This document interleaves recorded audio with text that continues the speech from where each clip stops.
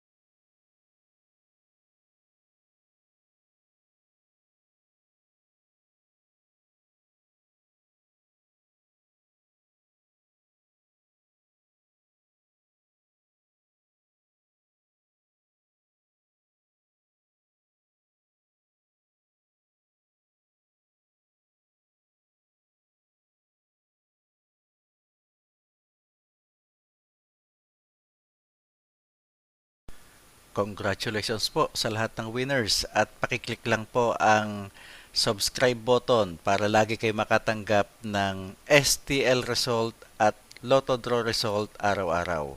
Marami pong salamat.